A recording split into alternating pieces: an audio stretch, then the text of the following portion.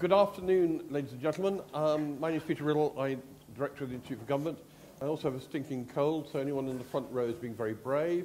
You can move. There are seats further behind, so I don't accept any liability. Welcome to this very special event, which I'm really looking forward to, knowing and having met one of the participants today and having known the other for several decades, on the role of leadership in reform. And they both have particular insights into that issue. From their own experience of heading the public services in their respective countries. Gus O'Donnell is familiar to most people in this room. He was Cabinet Secretary until the end of last year and head of the Civil Service, and he took forward a number of very significant changes in the Civil Service. Also was Cabinet Secretary at a time of enormous financial and fiscal shocks, and had to lead the Civil Service through that period. Terry Moran was the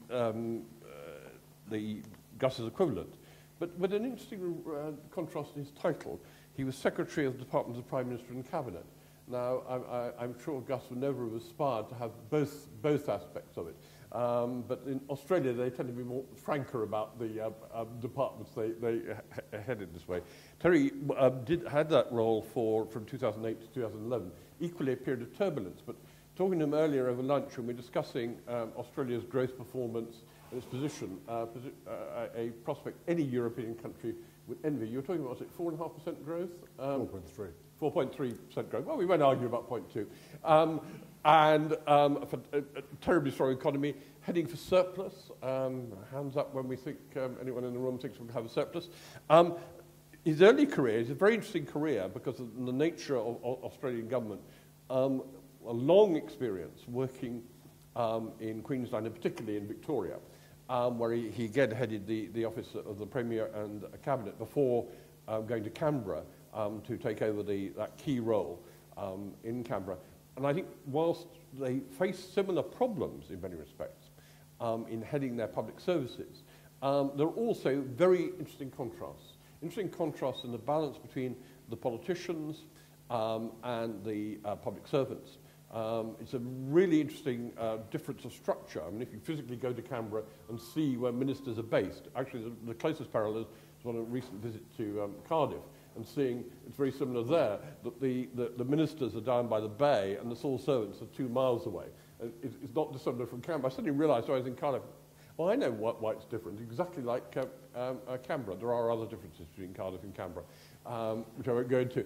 But those contrasts, also the number of special advisors, a very interesting theme for present, where there's a real contrast between the two. But many of the problems are the same. Now, what's going to happen is that both Terry and Gus are each going to talk for up to 10 minutes on the challenges facing them. Then I'll talk to them about various themes of their period of leadership at the top of the civil service, the challenges in making change happen, their experience of going through crisis, and how to manage changing political relationships. As we all know, Australian politics is calm. There's total continuity. In fact, when we were talking earlier, we agreed that what was happening, certainly in the Labour Party, was more like the Wars of the Roses. And we disagreed whether it was the film or what happened here in the 14th century. But the Rudd-Gillard rivalry makes the happy years of Brown and Blair, which Gus experienced, seem tame by comparison. Anyway, I will ask on that, and then we'll have a period for questions at the end. Now, Terry. Well, thanks, Peter. And you've already said what I was going to say at the beginning, which is one of the differences in circumstances between Britain and Australia is that in Australia the economy is doing quite well, and we will indeed, in the next financial year, beginning on the 1st of July, be back into surplus. The level of debt's not very great anyway. It was more or less paid down at a national level before the global financial crisis. But one factor which we might share is that the community generally is fairly grumpy, and I think that has some impact on how you think about public service reform in Australia. You'd say, well, why would they be grumpy? Because unemployment is low, real incomes are going up, including for the so-called middle class as they're described in America. Most of the big issues are being settled, and there's a very strong program of policy reform underway, including at the moment reaching bipartisan agreement on a major new national scheme to provide national disability insurance, but that sits on top of things like the National Broadband Network, a reworking of Commonwealth-state relations, which are important in Australia, not here, major reforms in the way public hospitals operate, a long list, in other words. It's the grumpiness of the population, however, that surprises you a bit. And I was going to say that for some years in Victoria, where you're allowed to do this, I would get attitudes research done on what people were thinking about. And invariably, there was a strong view coming through that in Australia, the people expected government to take a strong role in nearly everything. Now, you might say that goes back to our convict past or our convict heritage. I wouldn't dream of saying so. Good, because I'm not sure that's quite right. But actually, as I was seated here today, I found another poll that was done earlier this year and published, the results published only yesterday. And I'll give you two questions. An active government is necessary to provide services and to protect ordinary Australians from unfair policies and practices on the part of large financial or industrial groups. The total who agree with that statement is 67%. The Labor Party is 82%, but much to my surprise, the Conservative Party, the Liberal National Party, is 59%. And then on a question of whether government is too large, only 44% of people thought that government was too large. For 30 years, we've been going through a process of major economic, social, and more recently environmental reform. It started in effect in the 70s, but picked up pace in the early 80s. It's diminished the role of government in many important respects, not just through privatisation and outsourcing, but fundamental changes in the way the welfare system works to push more reliance back onto individuals and families. And I think that throughout all of that, the public's been fairly tolerant, but not necessarily always happy with what both sides of politics have done by way of reform. And they've also been inclined to love the people in government who deliver services directly to them, whether that be teachers, nurses, police officers, firefighters, doctors, but seriously dislike people like me, and if Gus were there, probably Gus, although it's hard to believe. And bizarrely, they dislike us almost as much as they dislike politicians, journalists, and real estate agents. And so there's this conundrum. They don't really like the institutions of Australia apart from the High Court, our top court. They don't like politicians all that much. The standing of Parliament has gone down in recent times. They don't like the leader of the government or the leader of the opposition. They're equally out of favour, although there are people otherwise in Parliament that the public would prefer as Prime Minister and leader of the opposition. And so I think it's partly not necessarily fully embracing the direction of reform. It's partly some of the personalities involved, but I think it's also that government has a lot to do in reforming the way it delivers services to people. And the old models of fairly central bureaucracies operating almost on a command and control basis, schooling, for example, or public schooling was operated on that basis by the state governments, that doesn't really work anymore. And I think the reason it doesn't work is that it stifles innovation at the local level, that is, at the school level. And so the debates now are shifting to not only how can you devolve more responsibility to the places where the services are delivered, whether that be school or vocational education and training or hospital services or other sorts of health services in the community, services to Indigenous people, and so it goes.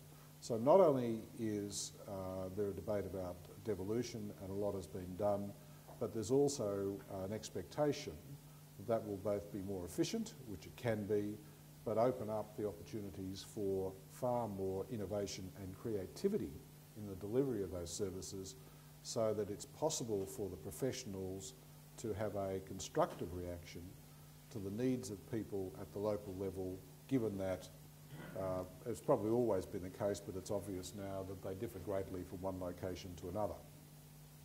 Interestingly, some of the states have been into this earlier than the national government, and one of the points of the report on public service review coming out of a process that I ran was that we had to get much better at a national level in joining up services delivery from the point of view of the citizen, and there are other themes in the report, but I can say today that already quite a lot of progress has been made on that front, particularly in terms of payment of benefits, access to benefits and everything that hangs off it, including employment services. And there's been a parallel body of reform, which is really public sector reform, changing the financial relations between the Commonwealth and the states, and again, it creates the precondition for much more innovation at the provider level as well as within the state and territory area. Now, I don't know that over time this will turn around the way in which people in the community feel about government and the services delivered. I suspect not, but it will create a huge opportunity for the public services to refresh their capacity not only to do up-to-date high-quality policy work, but frankly to pick up a lot of additional skills in public sector management, where in a number of states and even in some parts of the national government there's been a bit of a hibernation by a lot of public servants over the last 10 years or so about big improvements in approaches to public sector management, which you can see in Australia, but they're not as general as they might be. And indeed, the importance attached to new approaches to public policy and new approaches to public sector management is also a theme of the report ahead of the game that I mentioned a moment ago. So I'm an optimist. If all that we've got to worry about is how well we do what we do, well, we could probably make everybody in Australia really happy, but I think there might be one or two other factors behind the general grumpiness of the community at the moment. But certainly improving people's view of things does, to a significant extent, depend upon improving how public service departments and agencies do their work. And there's scope for reform there, both at the national level and at the state and territory level. It's underway, but there's a long way to go.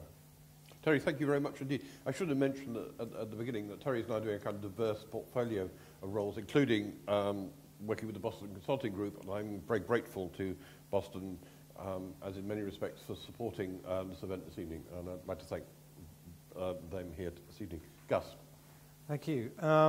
Terry is a very respected opposite number, and we've had lots of meetings together, but I can't let them get away with this. They're performing economically better than us. I mean, just because their GDP is growing up 4.3% and ours is probably got a negative sign in front of it, you have to remember that basically what they do is they dig up their country. Actually, they don't. Immigrants come in, dig up their country, and send it out. Now, any proper wealth measure would obviously show this as being a negative rather than a positive. But anyway, we should leave that to one side because we'll. I promised Jill we'd disagree on something. So, and I don't have the happiness figures, unfortunately, so I can't say whether Australia is in fact happier than the UK. But if you look in the World Happiness Index, it will tell you. In terms of public sector reform, when I joined the civil service back in 1979, and looking back on what people want the state to do, it was very clear the state was doing an enormous number of things which actually there was a decision, and actually it was probably led by the government of the day to get out of lots of things. So we stopped running British Airways, Cable and Wireless, BT, a whole range of areas, and into that Thatcherite period. And the interesting thing about the Thatcherite period, for which I'm grateful to Boston Consulting for some numbers, is that everyone looks back at that period and thinks they were really tough on public expenditure. Absolutely not true. Interesting when you look back on the numbers of Canada's famous deficit reduction, all these things around the world, who really cut public expenditure? And the answer is that only two countries that have really done it savagely, and they're very recent. And they are, of course, Greece and Ireland.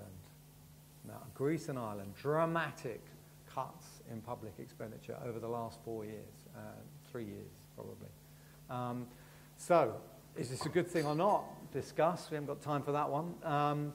But it's interesting that through this period, the share of public expenditure doesn't change all that much. It moves around a bit. It's probably dominated by things you've done on welfare rather than things you've done on public service delivery.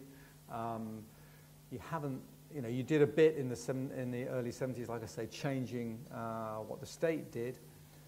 And then you get a kind of change of tone with Tony Blair coming in, wanting to do reform, but with a chancellor who wants a very active state. Whenever there's a market externality, we move in and do something about it.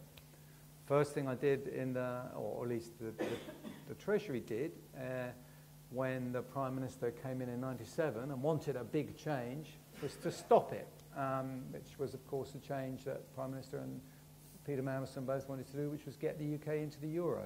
Remember that? That didn't happen. And that's an interesting piece of analysis whereby you did get a very evidence-based piece of work actually being used to help the politics, let's be honest about this, get to a certain result. In terms of changing the public sector and making it more efficient, I think that the Treasury's got a straightforward technique, which is they just give you less money. You've got fewer resources, and then you just go on and get on with it. And then the really interesting question, and this is the way spending reviews have been handled for quite some time, is that determines the pot, and then you get on with it. It's not like there is a very detailed contract about what you're going to deliver with that money.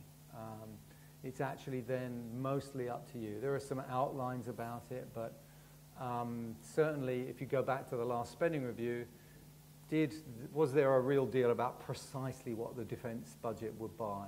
No. And they've had to go back and back to make the thing fit together. So I think we're in a situation where departments are led by the resources they've got, and then how can they change things. This government has come in and wanted to change an enormous amount all at the same time. So we're doing very, very radical reforms on health, on welfare reform, and these are changes that will make a huge difference to the role of the state. We've got exactly the same problem with our publics. If you ask the people in Greece, they're very, very keen to not have austerity, thank you very much, and very, very keen to stay in the euro. Our public is very, very keen to have better public services and very, very keen to have lower taxes. Something has to give along the way. And obviously the way you try and do it is by increasing efficiency or productivity. I suspect that the problems with trying to sort out whether we have increased productivity or not will be determined by how good we are at measuring outputs. And in the public sector, we've got some proxies. We've moved from a system whereby, and this is why it's really hard to do any proper analysis on this, throughout the 80s and 90s, the output measures are the input measures. It's how much you spent.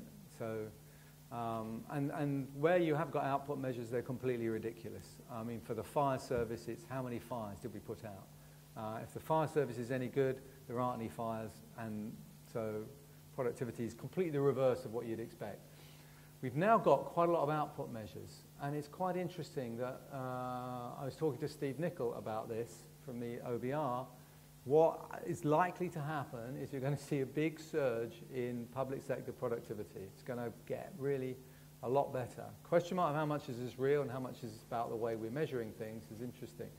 But it's certainly the case that the way things are measured now, you'll get productivity seeming to rise. So the better for less thing will be seen to have worked in various areas.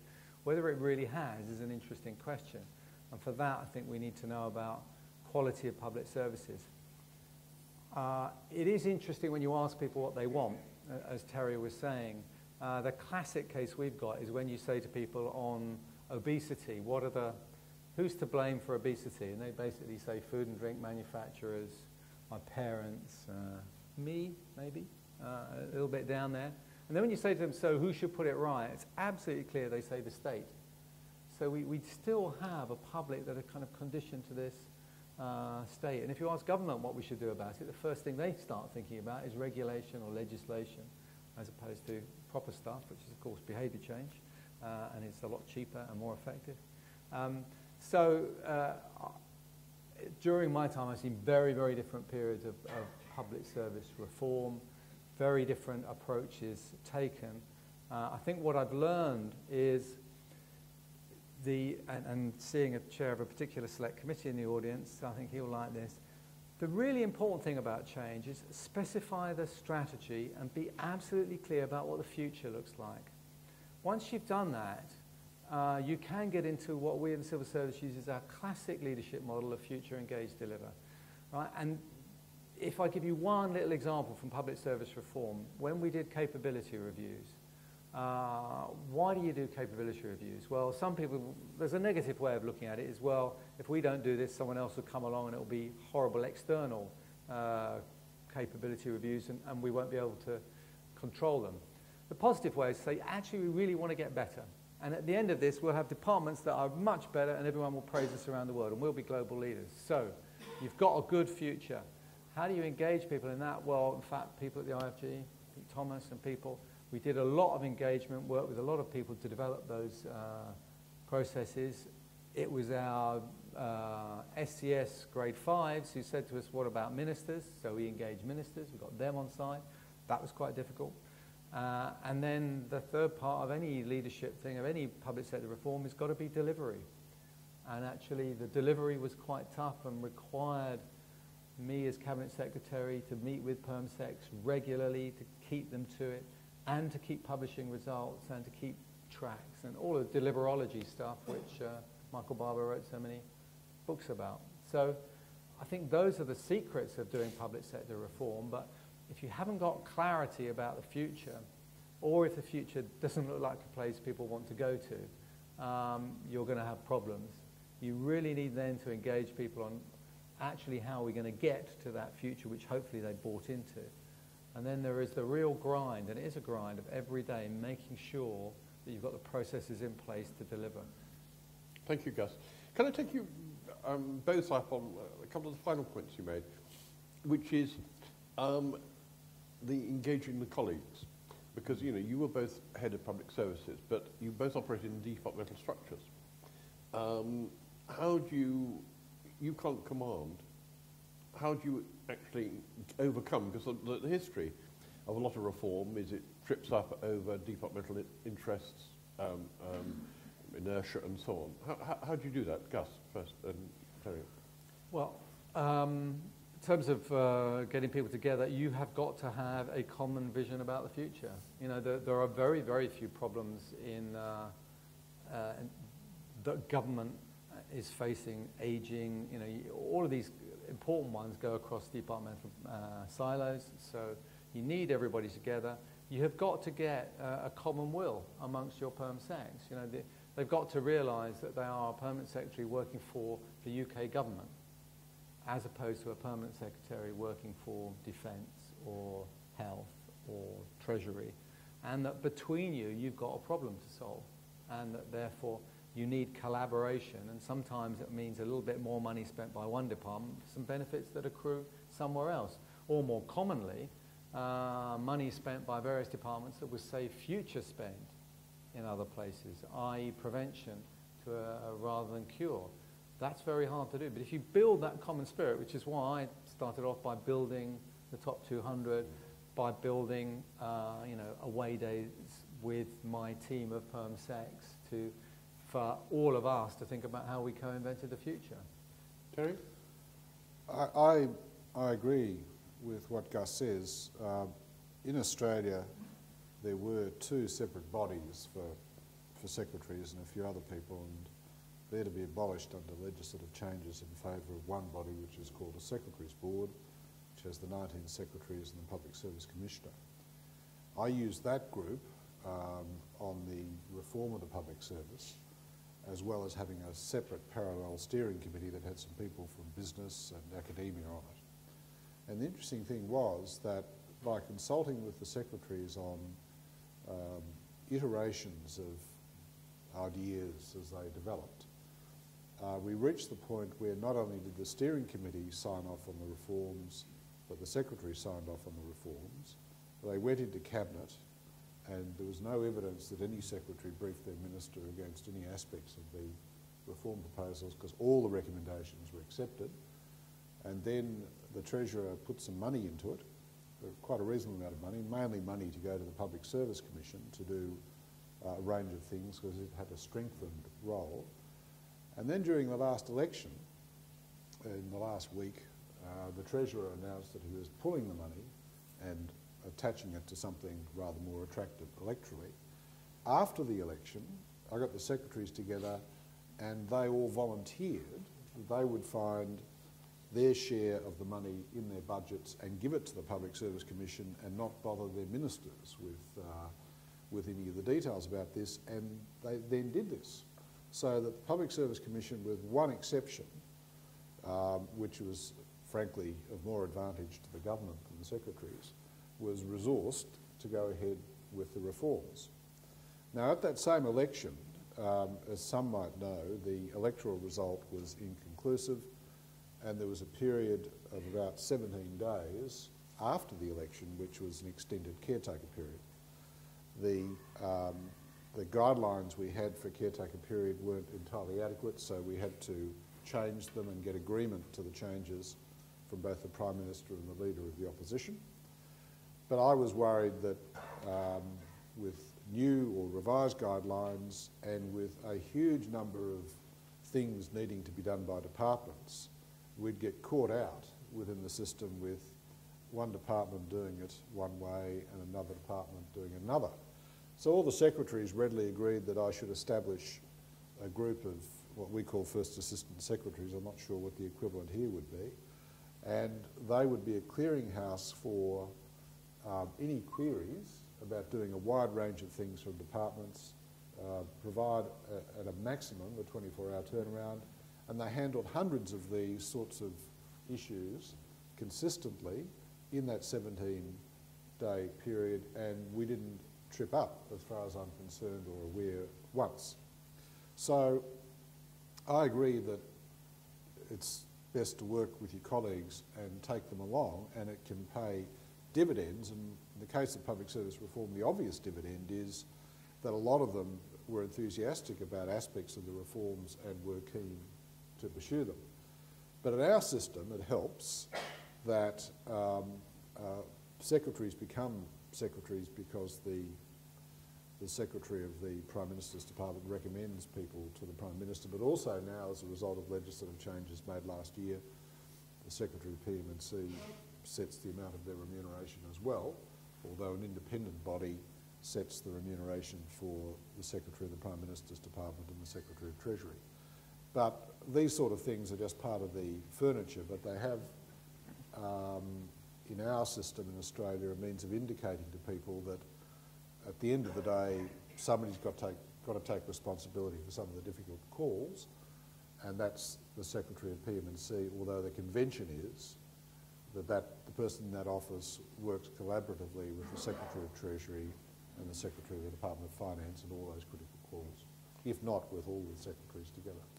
What about the relationship with politicians? That's the other aspect of this reform agenda. Because there's a sense, in some cases, not perhaps at present, where we've got a very activist Minister for the Cabinet Office, where the politicians let you two just get on with it. That's Francis Maud. Yeah, to know how to answer that. I told you he was activist, just. Yeah. But I mean, the sense that in the past has often been, oh well, that's something for you officials to get on with, reform. We pay lip service to it. We're not really behind it. I mean, how does the chemistry work there, Gus?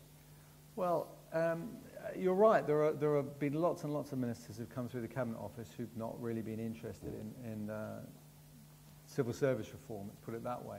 And in a sense, I can understand, because I think if I were a politician, what I'd be really interested in is if you like, reform of public services. It's what matters to the public. And the rest of it is kind of a derived change from that. So I don't see it this way. There's a thing called civil service reform. Actually, I think there's a thing about how do we improve public services? How do we improve the quality of policy advice we give ministers? All those sorts of things. So there's an end product, and then you work back from that. Well, what does that mean about the way we should change how we operate? Ministers that I've worked with have tended to want to either just let you get on with it or wanted to micromanage. Trying to get a happy in between, look, give me your strategic objectives and let's work together on how we do it, is fortunately quite rare, I found. Terry?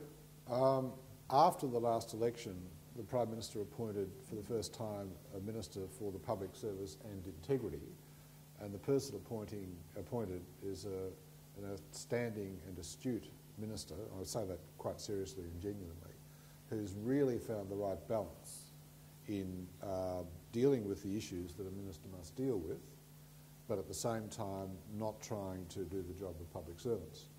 And I think he's been something of a force within his colleagues on that front. So that'd be the first point I'd make. But then, you know, you could have somebody else who comes along with a totally different view. Secondly, secretaries, when talking privately, would say that it's very hard in Australia to sustain a conversation with a minister about management of the public service for longer than 30 seconds.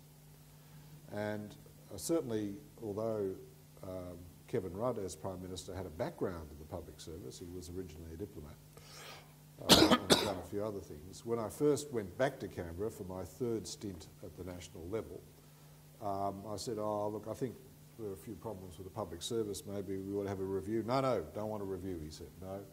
Within about 15 months, he'd changed his mind because there were problems that could be crystallised through a review and something hopefully done about the problems, and that's what led to the process that yielded the report ahead of the game. When the report was near done, I thought I should go and speak with the Deputy Prime Minister, now Prime Minister Julia Gillard, and the Treasurer, Wayne Swan, and take them through the recommendations, and I did that, and they had a couple of points, high-level points, good points, and was able to accommodate those, and thereafter they'd signed on and they supported it, other than when the Treasurer, for whatever reason, pulled the money during the election campaign, but that's another story.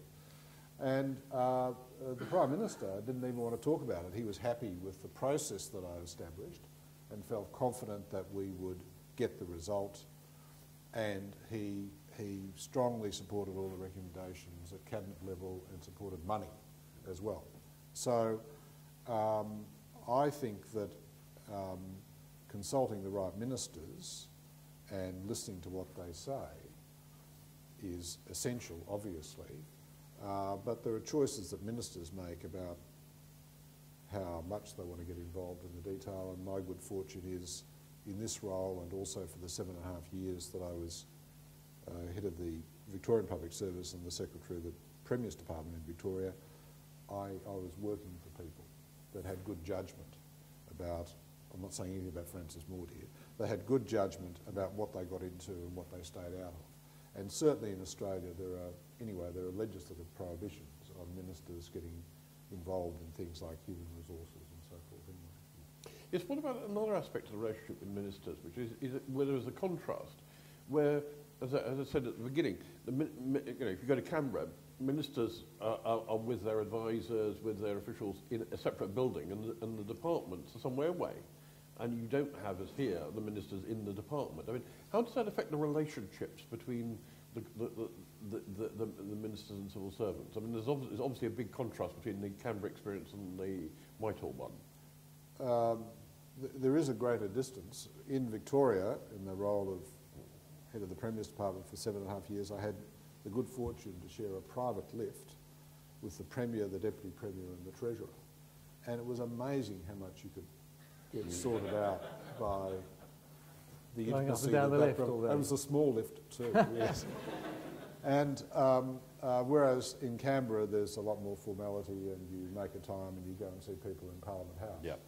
I actually think our system would work a bit better if ministers at a national level didn't so much desert Parliament House, which is a fairly impersonal, sprawling edifice, but actively maintained offices in their departments and made a point of getting there occasionally for a bit of time.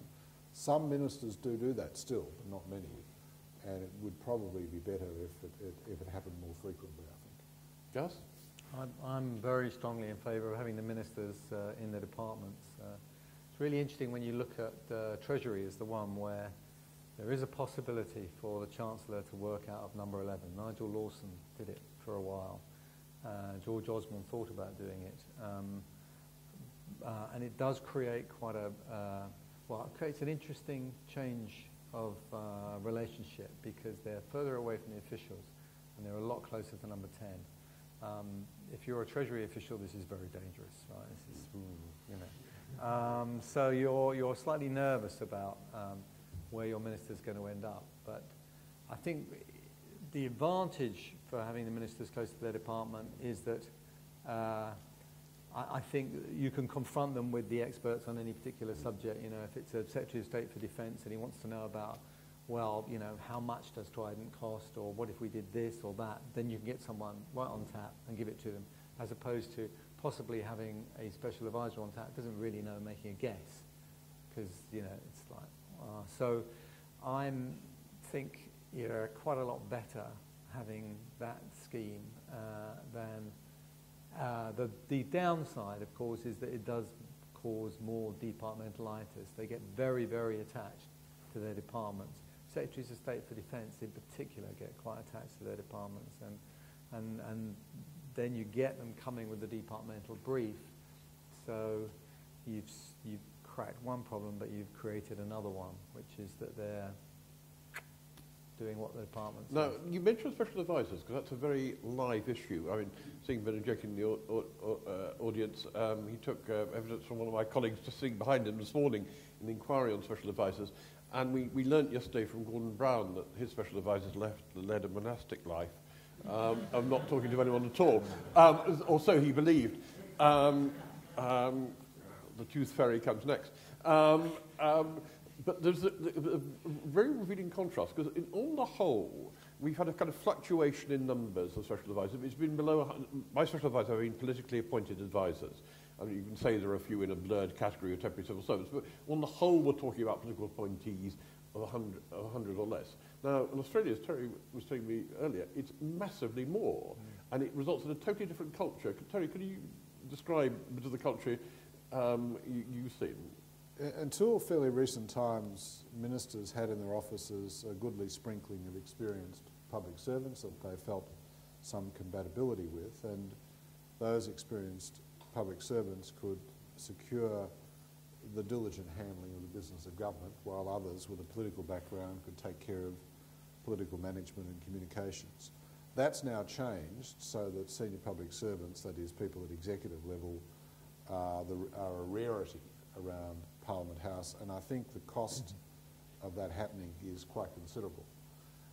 Because the alternative, which is what we're living through at the moment, is a large number of people, many of them frankly quite young and inexperienced, who aren't necessarily a reliable guide to the consequences of many of the decisions that ministers take in Parliament House, and therefore you can get into difficulties that might have been avoided if the political advice was balanced against near-at-hand advice from a senior civil servant. The other thing that flows from this is the decay of the concept of ministerial responsibility in Australia. So one function that advisors of the sort I've described can perform is, well, the old rule, if you tell an advisor you told the minister, people still assume that occurs, but then whether the minister was told or not was not always clear, and if something goes wrong, probably the minister wasn't told, if I can put it in those terms. And I think this is bad, but it's part of a more general issue, which is that ministerial responsibility is a bit like strategy. Unless a strategy makes choice between different possibilities, you don't actually have a strategy. Unless a minister differentiates between those things that the minister is undoubtedly responsible for and is accountable to the Parliament for, on the one hand, and all sorts of other things that others should be responsible for, the minister is responsible for everything. And indeed, that's largely where we've got to at the moment, in part driven by the fevered activities of media-sensitive political advisors who his first response to any query is to try and get an answer to deal with the journalist, rather than say, well, it might be better if you were to ring X, who's actually responsible for this, and get a response from them. That sense of people other than ministers being responsible in Australia as here, of course, is apparent in, say, the big economic institutions. The Governor of the Reserve Bank would no more think of getting permission to say certain things from the Treasurer than would any of the other heads of the major and very successful economic regulators. So we have parts of government that still work okay from the point of view of ministerial responsibility, but we have other parts of government which don't. And I think that it's important to Australia's version of parliamentary democracy that we sort this problem out at some stage, and part of sorting it out is the nature of the people who inhabit the spaces immediately around ministers and Parliament House. Before moving to Gus, is there a sense, and there's a controversy here in London on this, that the Australian Parliament, which is a very robust institution, is seeking more focus on individual public servants for responsibility, despite this proliferation? Because one of the issues here is certain parliamentary committees are trying to say, okay, one civil servant is responsible for this project, particularly a long-running project, and we want to focus on him or her rather than the minister. Well, we've sort of got to that point anyway with estimates committees established by the Senate and some other parliamentary committees, and I actually think that should be codified more because it's a good thing in my view. If you're going to say that ministers can't be responsible for everything, well, somebody else must be responsible for something, and that often is going to be agency heads or ultimately departmental secretaries. If that's the case, it should be possible for parliamentary committees to call them in and hopefully without too much rancour ask sensible questions and get answers. At the moment, and I'm sure it's the same here, in preparing for Senate estimates hearings, which tend to happen 3 or 4 times a year, a typical department would have a number of folders as thick as that full of briefs, and people would sit at the table, public servants would sit at the table with a minister present but usually not saying a great deal, rifling through the briefs to find answers to usually very detailed questions. I think that's fine. I think it's fine. And I'd rather see it extended. And in the Australian context, I think there's also a part for a parliamentary committee having a role in considering those who might be appointed as secretaries and possibly those who might be appointed to some at least of the major agencies that are outside ministerial departments. Not that they should, in the American Senate's style, be able to block it, but I think that if the process worked properly, it might provide a better basis for bipartisan comfort with the apolitical character of senior people going into public service roles. Not that it's controversial in Australia at the moment, and seldom is, but there's always a danger that it might be, and this slight change might help protect against that. Gus? Well, on the accountability point, or especially on the accountability point, And then the advisor one, yeah. I'd love to have a situation where we could have civil servants appearing before select committees for stuff they were really responsible for. Now, but to be really responsible, you need to have got the power, and actually that's the key, really. Mervyn King is really responsible for interest rates, so you can question him about interest rates.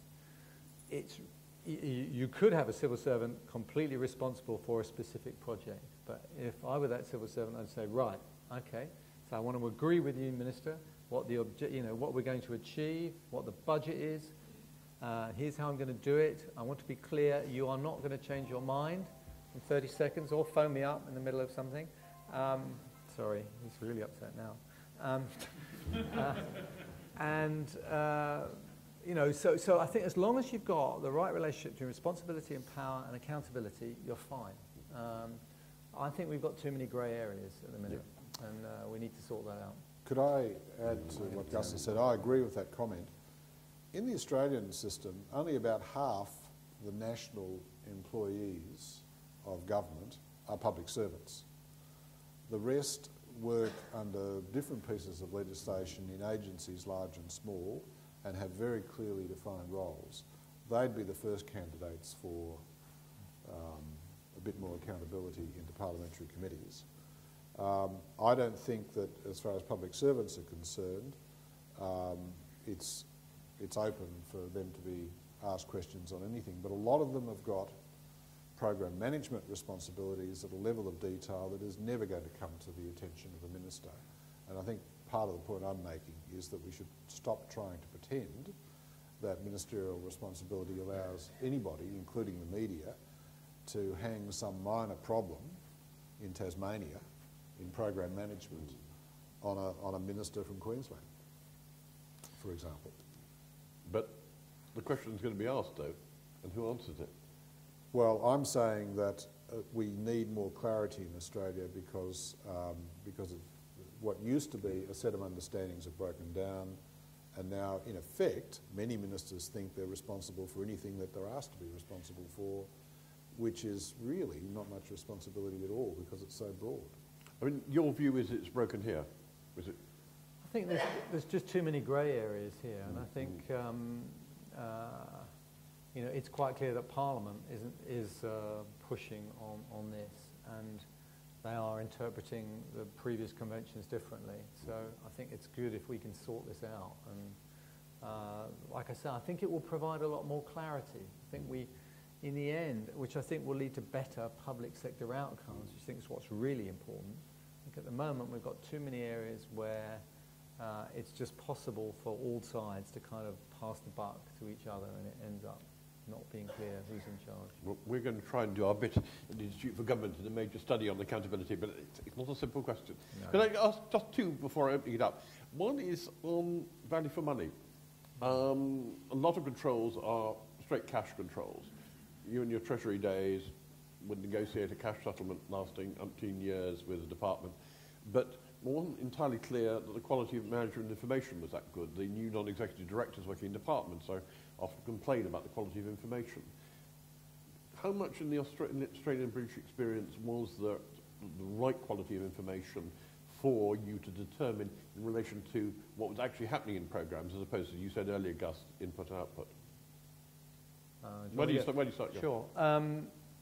It's a real problem, is the first thing, because it comes back to the point I made about output measures. I wish we could get very clear outcome measures which would allow us to do the value for money things. And when we talk about outcomes, actually it's almost certainly outcomes in terms of changes to well-being, which is what we really want. When you go down the track, what you probably get is a kind of intermediate input measure somewhere that you hope is fairly related to the well-being aspect. And there's a lot of dodgy stuff along the way that's claimed to be outcomes that aren't really, that are inputs. So trying to achieve value for money and test it is really hard. It would be a lot better if we were better at sorting out pilots and evaluations, and we spent a bit more money on the measurement side of things. Those are the things that tend to get cut, and that's a shame. And people are just in too much of a hurry. The best way to achieve best value for money is to set up randomized trials and do all those sorts of things, pilots, you know. We know how to do it. It's just a lot slower, but it's a lot more efficient in the end. Terry? I think in Australia it's an evolving scene. People have been working on putting numbers on things for a long time, and it's slowly got better, but it's got a long way to go. So if I could tell a little story that might amplify the point. In the mid-90s, I was CEO of a Commonwealth or a national body responsible for vocational education and training. And for the first time, I started looking seriously at the performance information coming in from the states and territories.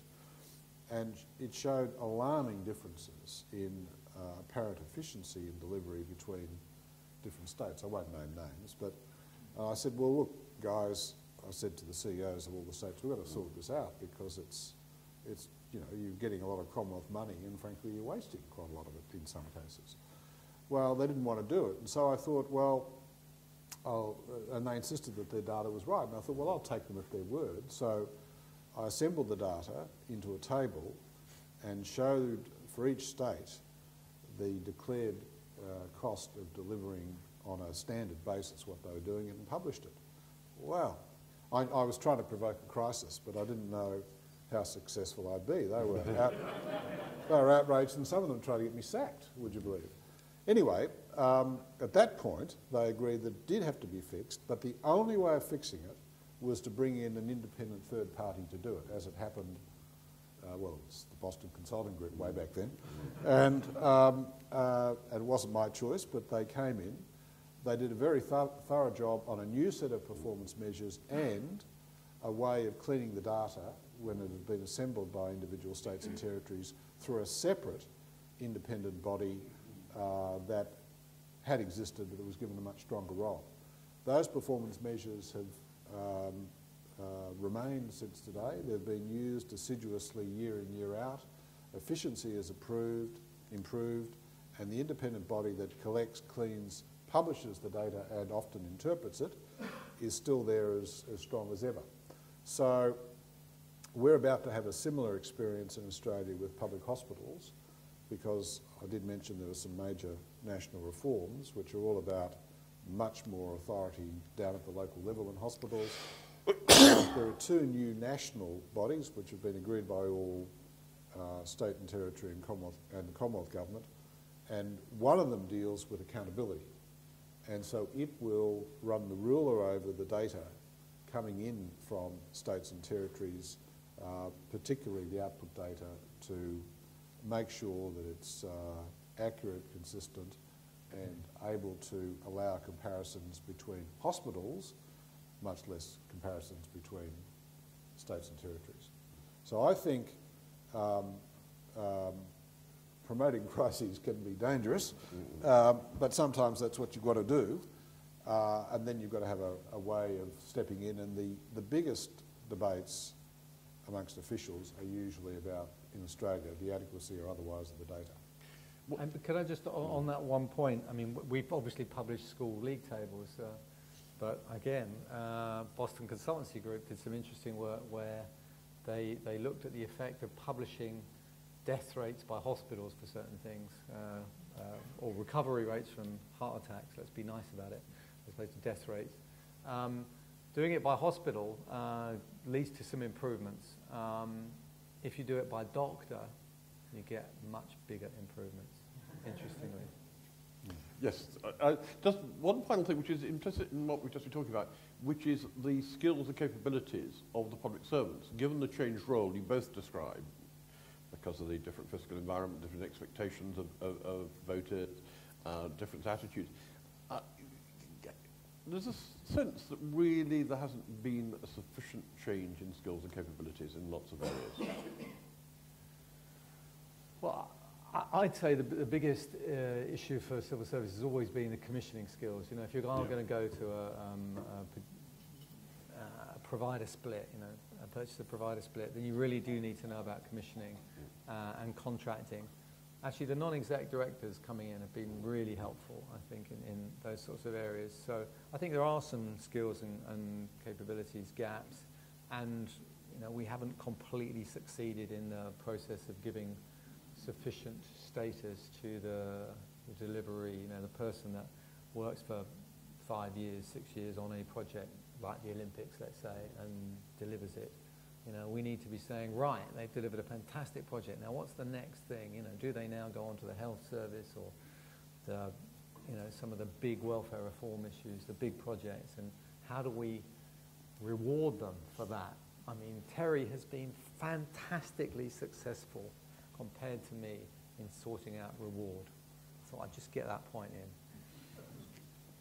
Okay, well, Terry, how have you been fantastically successful? Well, I think Gus is referring to the salary now paid to the Secretary of the Prime Minister's Department, which of course has gone up since I left, but I was the one who secured the 60% increase in remuneration or thereabouts. But we are worth nothing compared to them, right? Well, I can say, because it's public information, but the Secretary of the Prime Minister's Department earns $825,000 a year, which is not too far away from Singaporean permanent secretaries and Hong Kong permanent secretaries. And the Secretary of the Treasury earns $800,000, and the Governor of the Reserve Bank, when he's replaced, will earn $850,000. So that's a sort of a... What's the exchange rate? The exchange rate, I think, is about $1.57 to the pound at the moment. So you have before you the monkey and the real. But I wanted to make servant. another point. Yeah, Can I make another point?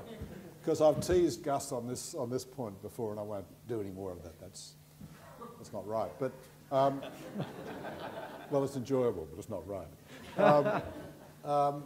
In the report ahead of the game, there was a very strong recommendation, supported by all secretaries and by all in the cabinet, to make a much bigger effort to recruit into the public service at executive level people out of the private sector, academia, and the not-for-profit sector.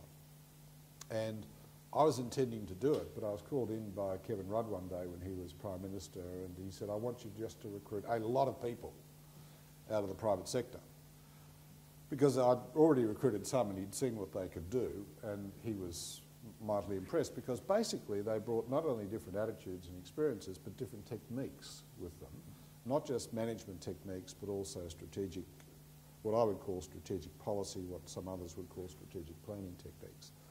And so what I did was engage search consultants, advertised, and picked up for the Prime Minister's department through a process that I ran with about 4 or 5 other departments, so they picked up people as well. Some fabulous people at the First Assistant Secretary level. 2 points. One, many of them came in at a fraction of what they'd been earning in the private sector previously. One person came in earning a 1/5 of the remuneration he'd received in the private sector. But typically these were people in their mid to late 40s who'd been very successful in the private sector and had decided that they wanted to do something else and accepted a much lower rate of pay.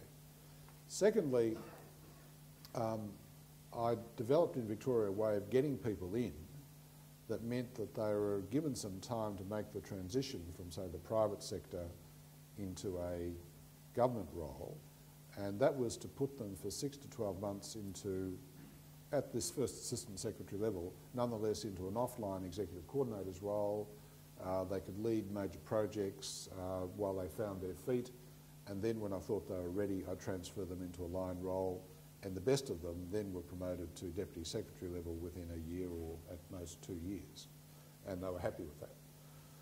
Now, you'd say, well, you're doing that because, you know, the Prime Minister fell in love with the idea, well, that's overstating it, but was keen on the idea. No, because I'd done it in Victoria and it had been transformative. And similarly, I'm a proponent of cutting back run-of-the-mill consultancies. So in every one of the 5 organisations that I've been CEO of, I've always pulled back all delegations to engage consultants and cut out a lot of the low-level stuff that should actually be doable by public servants, and instead invested more money in top-end strategic consultancy from the top-end firms, and that's been transformative as well. And as it happens, that also had the benefit of wising people in those firms up to the public service environment, and I recruited quite a few of them then into the public service afterwards. And so if you do that over a period of time, the breadth and depth of skills at the executive level becomes greater, and you extend the sort of people in the pool, the executive pool, that are available to be promoted to Deputy Secretary or above. And it's not something that the newspapers worry about, nor should they, and it's not something that ministers want to get much involved in, but it has been of enormous benefit to a number of the departments that I've run and the jobs that they've done. And I don't know what the practice is here, but in the Australian context, this all stems from legislative reforms in the 80s, which obliged secretaries to always advertise an executive job publicly and to consider internals and externals on a fair basis. As we all probably know, that doesn't necessarily get you many people from outside, so you've got to go the one step further and do active search work to find them. but the ones I found were just terrific. Good. It's interesting, we've got slightly different experience of all of this in that I was very keen to increase the diversity of the mix of senior civil servants, and we actively went out to get more from outside. We particularly needed them where we had skills gaps in areas like finance and HR, professionalising, and what we found was those people come in and they were good at those specific jobs, but they didn't transfer well into other jobs. Second thing was, if you did, as being a nerd, people will know me, I did regressions of the performance of all of these people, and you put all the factors in, and you looked at the ones that are doing really well. Was the fact that they'd come in from outside a factor? And it was, but it was negative. So it was the reverse of what you'd have thought. On average, they did slightly worse, controlling for everything else than the people that had come through the system, which is interesting. They were, similarly with Terry, quite often these are people taking big pay cuts. I can't believe the amounts people were paying some people in the private sector, and you'd see them come in and you'd think, well, for what was that all about? You know, but it happens, and one of the things private sector people have got as an advantage is that ministers they've got a big shiny star which says, I'm from the private sector, and ministers therefore think they're very, very clever. Very good at doing things. Could I just add to what Gus has said? In my experience, if you bring people from the private sector straight into a CEO's role, it seldom, if ever, works. And if you bring them straight into a complex, demanding line management role, whether it's on the policy side or perhaps even on the program delivery side, it's high risk. That's why I developed this approach of laundering people through a sort of an intermediate role for 6 to 12 months. Now let's open it up, because it's been a fascinating discussion so far. Now, who would like to open the questioning? Yeah, gentleman there. Could you say who you are? The mic is coming. Sure, I'm not regular on the mic. I'm David Richards, and I'm a headhunter.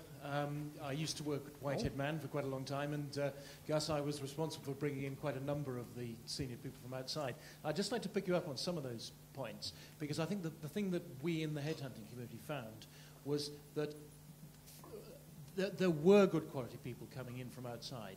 The support mechanism internal was frankly not good, and they felt very lost when they arrived, which I think, to pick up Terry's point as well, that you needed to do better in assimilating them. But also that they were good in the private sector because they had all of these freedoms of accountability, ability to act, delegations and so on, that they never felt able to get within the civil service. Now, in part, that was a perception of theirs, but in part it was the civil service closing in and not giving them the freedom. And it was part of ministers as well. So I'm afraid this is an observation really rather than a question, but I think more could have been done within the senior civil service to embrace these people. Right, well, why don't you answer just one brief. I agree with you about the culture. I think it is a very different culture, and they struggled with ambiguity, with the different stakeholders and the fact that things might change, and it was a very different world. We didn't do as good a job as we should have done on giving the right support early on, and it's interesting when you got people that sort of asked for it, then we tended to respond, and that worked very well, but it was our fault for not actually providing it in the first place. So I agree. I think we're learning on how to do that. Could I make a sure, point? sure. Just as an example, for the third time I'll mention the major reforms to public hospitals, which was a very complex negotiation between the Commonwealth and the states, with a very, very, very heavy-duty political overlay because of the sensitivities affecting the nature of our federation and so forth. And the person who, out of the Prime Minister's department, led on that negotiation successfully at a Deputy Secretary level was somebody that I'd originally recruited out of the private sector in Victoria, and he'd ended up in the Prime Minister's department. He'd been promoted a number of times, and he did a brilliant job. And now we're going to have to help have the health departments implement it, which I'm sure they'll dutifully do. But I think a traditional public servant in that role would have got bogged down in legal intricacy and too much detail and missed the main game. He had the strategic perspective sufficient to find the way through. Right, Bernard. Hold on, there's a mic coming through. I'm Bernard Jenkins, Chairman of the Public Administration Select Committee here in the United Kingdom. And just a comment on the conversation you had about accountability.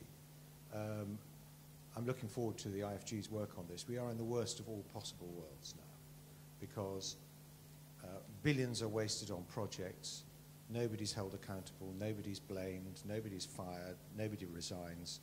Somehow officials shelter under ministerial accountability, the doctrine of ministerial accountability, so it's not their fault. And at the same time, ministers shuffle off the responsibility onto the system so that they're not responsible. And I would even say that civil servants actually are very good at protecting ministers from the consequences of their decisions.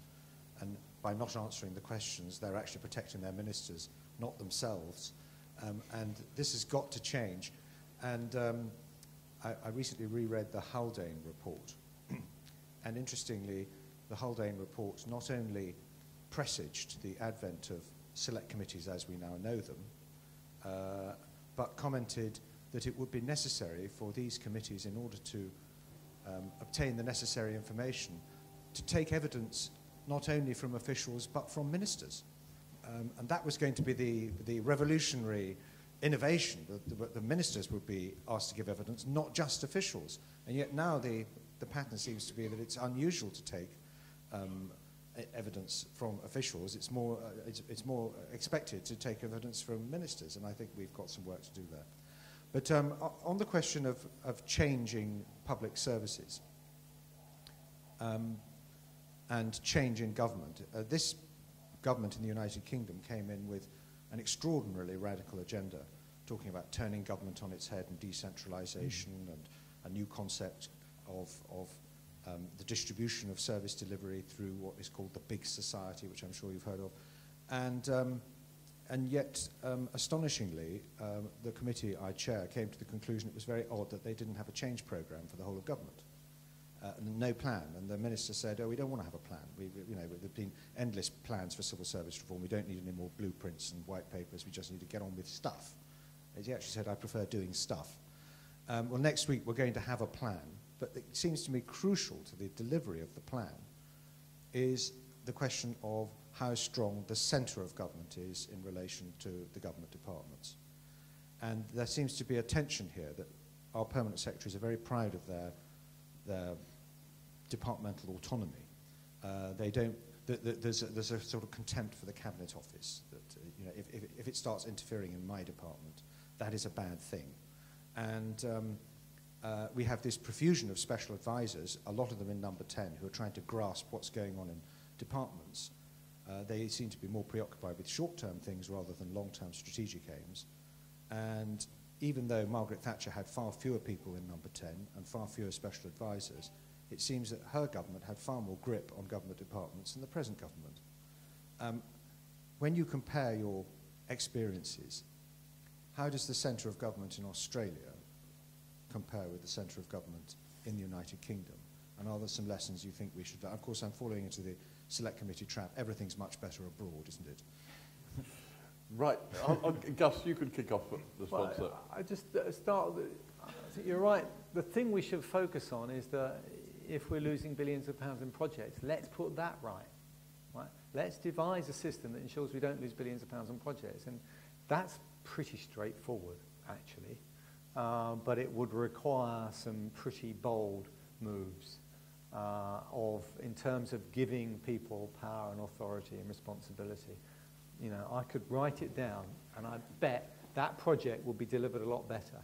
That's actually not what people want, and that's the problem, really, that we are going to have a world where projects go off track because along the way, people decide they want the project to do something different, and they change what they want. Or as we know from the IFG's world, the minister changes, a new minister comes in, wants to do something different. So I think there's lots we could do. really strongly believe in this power accountability point, but it is going to be disciplined. So if you're going to do procurement, you're going to buy a tank, we'll buy a tank. This is the tank we're going to buy, and we'll go off and buy it, as opposed to we're going to buy something, it might be this kind of tank, and we'll start off, and then we'll negotiate. You know, it's just laughable what goes, and you can really improve these things. In terms of the centre versus the rest, again, it comes down to if every individual department does their little bit, but actually most of these issues go across boundaries, and the whole issue is you don't want someone doing what's right for Department A and what's right for Department B. You want them doing what's right for the government, and then there'll be some trade-offs between Department A and Department B, and who's going to do those trade-offs? And that's the role of the centre in the end, is to say this would be optimal for A, it's be optimal for B, but what's optimal for government is C, and please go off and deliver C. And that's what you have to do. And so you do need a strong centre. I'm quite a fan of a strong centre with a strong strategic look. And yes, it's true, during, I think, the Margaret Thatcher period, there was a very strong centre. But I think she let her chancellors get on with things very much. But I'm with you that you definitely need a strong centre. Because actually the interlinkages between departments have grown over time, not diminished. Terry? The three central agencies at a national level in Australia would be regarded as being quite powerful, each in their own way. Treasury on economic policy, the Department of Finance on budgets and accountability for budgets, and the Prime Minister's Department both on policy coordination, very strong on national security. It's a large part of what it does, but also a lot of work on policy innovation or key negotiations. I mentioned the national reforms to public hospitals a moment ago. And I don't know the details, but the assumption seems to be that institutionally those bodies have become reasonably large and powerful, but also it works best when they hunt as a pack, if I can put it in those terms. Secondly, the problem you raise with defence procurement projects is not unusual. You find it in other similar countries. And a lot of work's been done on that in Australia. And the answer that is pretty obvious, but you've got to have more people with sophisticated project management skills if you want to get those big projects delivered. And a lot of work's been done on that, as more recently I think work's been done on it here. But it's very hard to find people with the foundation skills to become gun project managers from within the broad generalist stream within the public service, and that's why you've got to go out and get people from the private sector. So in the Prime Minister's Department, I inherited an implementation unit established by John Howard, or at his request by the then Secretary of the Department, and it tracked selective things. Kevin Rudd, as Prime Minister, wanted it to have a much bigger brief, a large number of things, and he said to me, in respect of this very large number of things, I will assume that all of those things are working okay, and you tell me otherwise, and that there's a need for me to do something. Now, this runs against the Australian conventional wisdom about Kevin as a micromanager. In fact, he wasn't. Maybe I was the one who was getting into trouble on that score. But I built a machine to do it, and ultimately it reached its highest level of performance under one of those private sector recruits that I mentioned before. Right, I think we'll group some, yes, we've got a lot of questions. The two at the back there who've been very patient, and we'll take those two together and then we'll move forward. Andrew White from DEFRA. Just two thoughts. The first one, building on a couple of the questions that's just been asked, what about the problem of making change with the intense scrutiny that you get to try and bring out change in public services?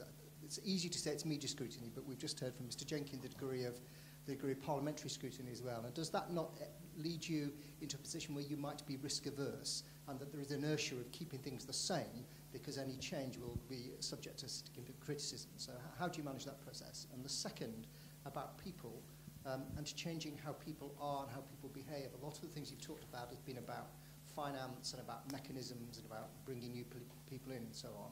But what do you need to do if you're going to really make change to get people to behave differently and do their jobs in a different way? What are the steps you need to take to embed that sort of sustained long-term change amongst not just your leaders, important though that is, but amongst the bulk of your civil servants? David Brown, I'm an ex-civil servant. I wanted to ask about retention of civil servants, particularly the problem in the UK, which has been raised a number of times over the last 12 months. It's been mentioned that there's particular problems in keeping our civil servants over the long term when they go and find fantastically paid jobs in the city and elsewhere in consultancy companies. Is it just they're paid more elsewhere, or is it a bigger issue? And we heard about the fantastic pay packets in Australia, and does that mean they're keeping their civil servants for a lot longer than they are in the UK? Right. Interesting questions there, Gus. So I got the scrutiny and risk aversion. It can go that way. I mean, there's a lot to be said about how the scrutiny works. You know, if you're actually doing scrutiny of the big decisions. You know, I remember working in Treasury on debt management decisions, and we make decisions about whether we'd issue long gilts or short gilts. I mean, millions, hundreds of millions, if you got that right or wrong. I can't remember ever being asked a single question about it, right? Ever. They just didn't ever get what was going on. You know, we tried to explain it, not interested, right? Complicated stuff, not interested. So that's quite frustrating. I think the scrutiny, if it's going to be of the form of we're out to get you, then you can imagine it does get you into risk aversion. If it's of the form, as I keep saying, you can learn as much from success as you can from failure. So let's have some scrutiny of some great successes, and let's look at what do we learn from those things. Then we might encourage. I want to encourage risk-taking. You know, with austerity and having better for less, we need innovation. Innovation means try lots of different things. There will be lots of failures.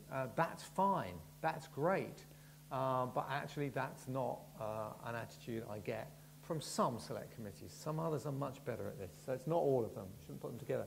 On the getting people to change their behaviour, you're absolutely right. This is about all the time. I think the leadership challenge in the public sector is inspiring people to say, look, you're making a difference. If you're in DEFRA, you're there because you're doing fantastic things for our environment in different ways. You're making, you know, the basics of life in terms of food, water. You're looking after those sorts of things.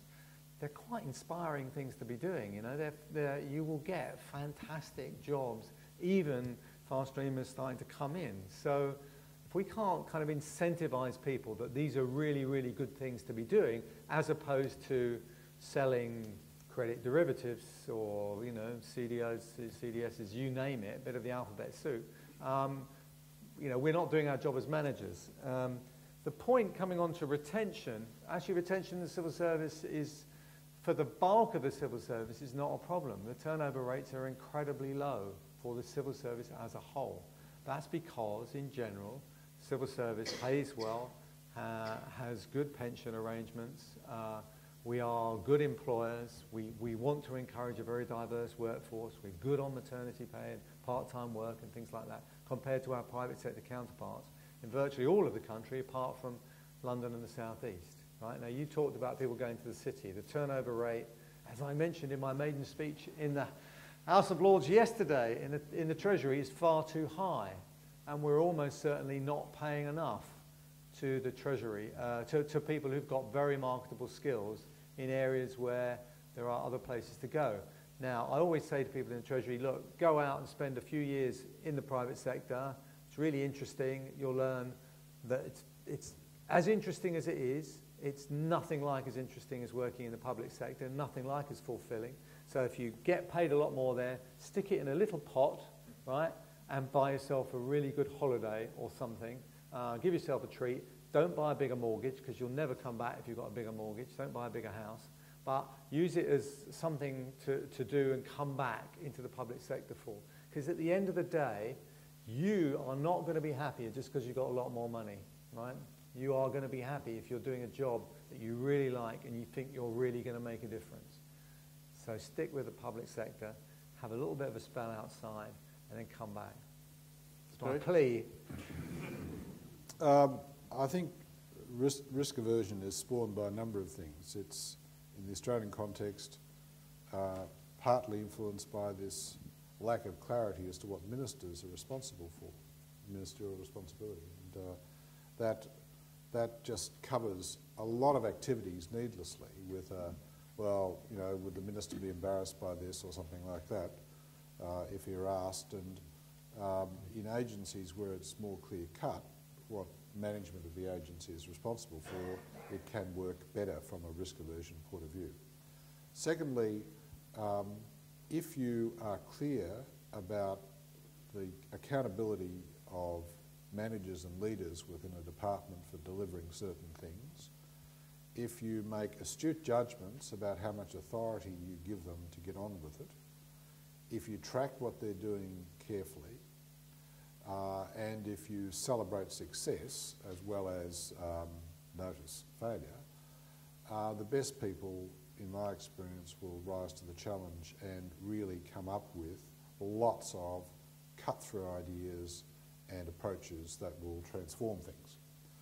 And so, in my experience, I was CEO for 24 years in the public sector. In my experience, there was a direct relationship between wet blankets from the top, smothering people further down, and a sense that people further down knew what they were doing, had the skills to do it, were backed and supported in what they did, and if there was an occasional mistake, they were supported there as well, although there was an expectation they'd learn from it.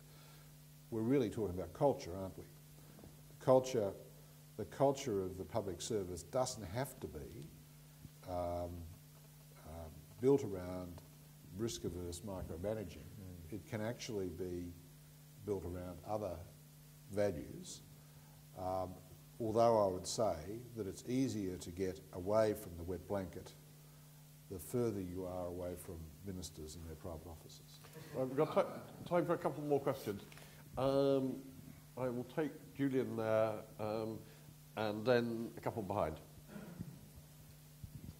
Julian McRae from the Institute for Government.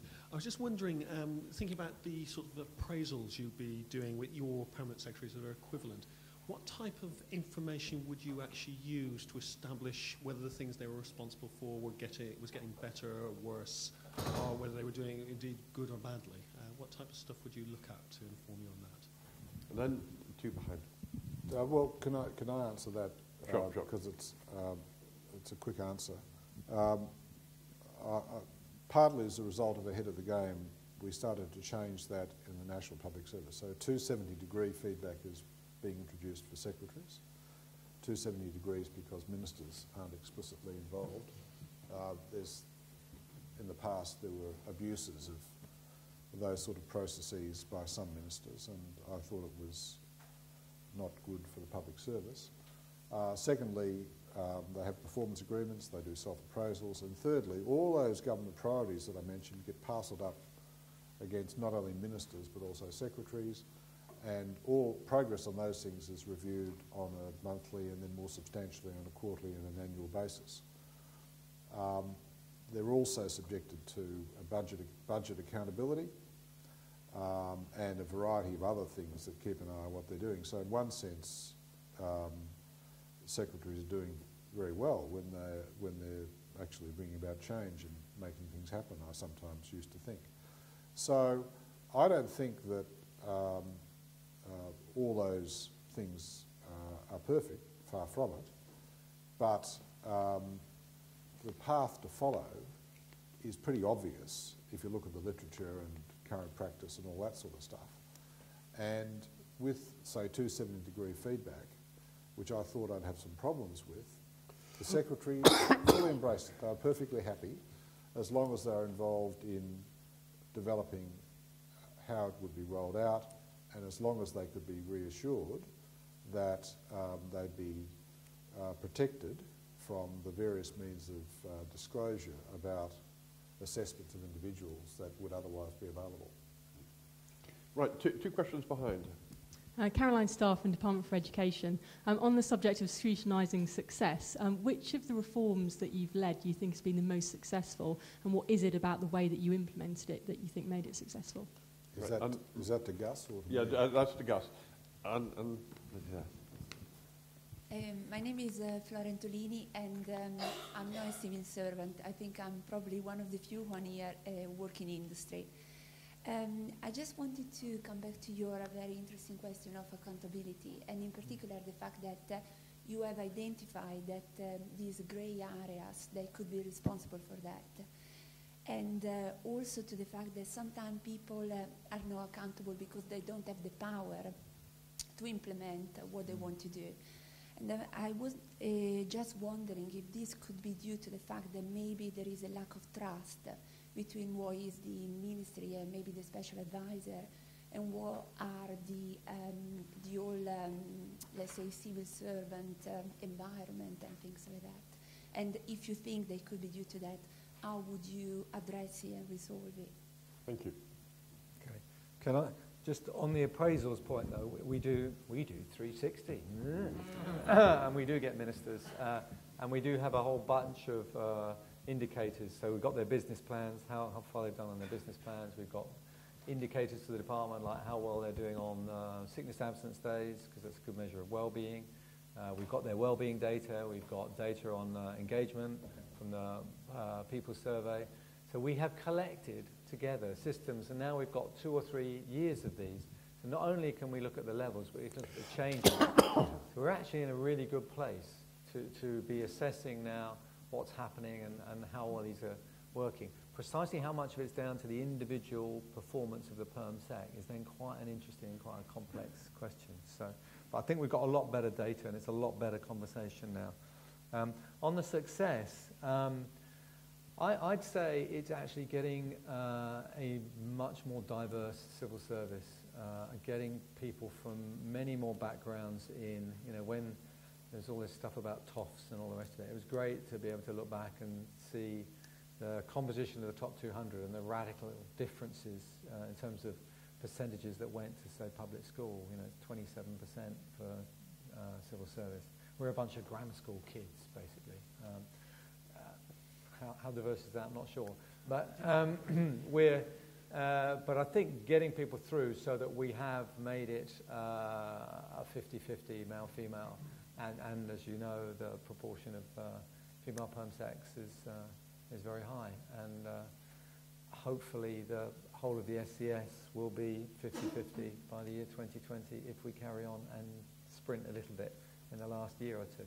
So I think that's made a difference, because I genuinely think it means we're getting the best talent, and we are fishing in the biggest possible pool, and that's one of our massive comparative advantages with our private sector, which is useless at this. Not to put too fine a point on it. I'm glad you're pulling your punches. Yeah.